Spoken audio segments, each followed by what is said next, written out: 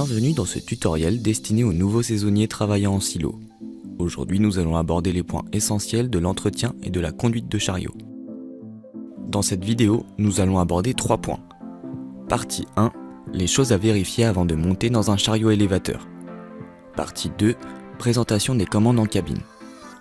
Partie 3, les gestes de sécurité. Bien, commençons. Vous devez chaque matin vérifier l'aspect visuel du véhicule. Pneus, fuite, fixation du godet. Ce sont des éléments importants, visibles de l'extérieur du véhicule. Puis, vérifiez l'ensemble des autres points avant de monter dans le chariot élévateur. Petit 1. Le filtre à air. Le filtre à air empêche les particules de poussière, de saleté et autres débris de pénétrer dans le moteur. Il faut donc vérifier sa propreté avant chaque début de journée. Si celui-ci vous semble sale, vous pouvez le nettoyer ou signaler à votre responsable son encrassement. Petit 2. La jauge d'huile moteur.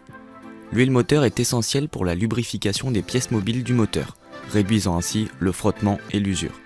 En vérifiant régulièrement le niveau d'huile moteur à l'aide de la jauge, vous pouvez détecter les fuites éventuelles, les consommations excessives et éviter la casse du moteur. Petit 3. Le réservoir de liquide de refroidissement. Le liquide de refroidissement aide à maintenir la température du moteur dans les limites acceptables pour un fonctionnement efficace. Vérifiez régulièrement le niveau de liquide de refroidissement pour éviter des dommages irréversibles au moteur. En cas de manque de liquide, signalez-le à votre responsable. Petit 4. Le radiateur. Le radiateur est chargé de refroidir le liquide de refroidissement. Les ailettes du radiateur peuvent se boucher avec de la poussière ou des débris. Il est donc important que vous vérifiez tous les matins sa propreté. Si celle-ci n'est pas au rendez-vous, signalez-le à votre responsable. Petit 5. Hydraulique. L'huile hydraulique d'un chariot élévateur permet de faire fonctionner les vérins du bras télescopique. Vérifiez, à l'aide de la jauge, que l'huile est en quantité suffisante avant le démarrage du chariot élévateur. Une fois cette vérification effectuée, testez le bon fonctionnement des vérins du bras télescopique.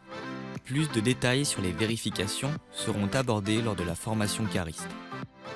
Passons à la présentation des commandes en cabine.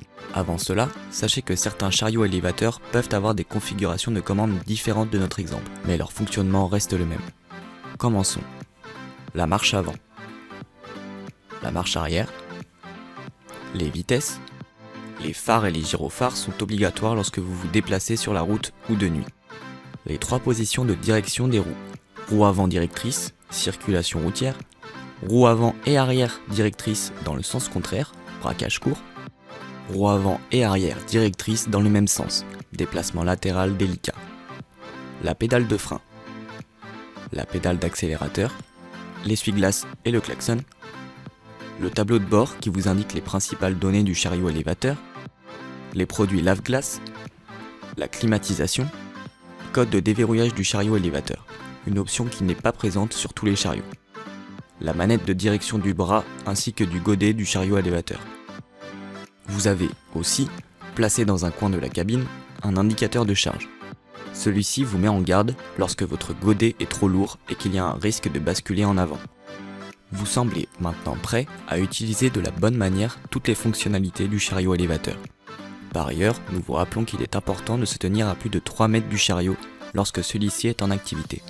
De plus, n'oubliez pas de respecter le sens de circulation ainsi que les indications routières si celles-ci sont présentes sur votre site. Voilà, vous êtes maintenant prêt à utiliser correctement votre chariot élévateur. En cas de besoin, n'hésitez pas à contacter votre responsable. Bon courage et bonne collecte.